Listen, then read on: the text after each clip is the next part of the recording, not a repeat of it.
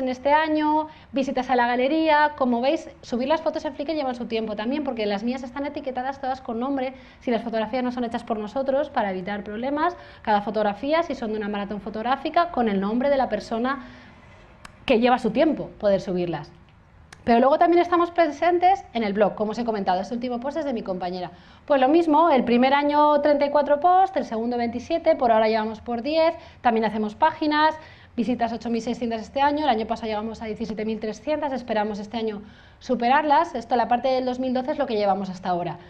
Y escribir un post, ¿quiénes me habéis dicho que teníais blog?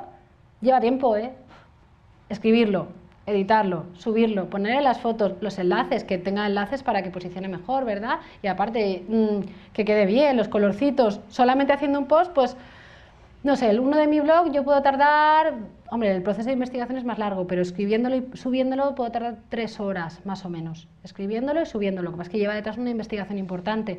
En cambio, yo más o menos lo mismo, 3, 4 horas para cada post, para que veáis el tiempo más o menos que le estamos dedicando. También estamos en Foursquare, que lo estamos moviendo más porque creé el perfil y lo estamos moviendo más con Instagram, asociando Instagram a Foursquare, ¿no? El Foursquare me viene muy bien para poder poner en determinados sitios. Yo hago la apertura de un sitio, por ejemplo un sendero local, pues yo en todos los puntos abro aquí el lugar y así la persona que llegue después va a ver que ese lugar ya está abierto y además le he puesto un comentario. Eso me viene muy bien, y fotografías subidas.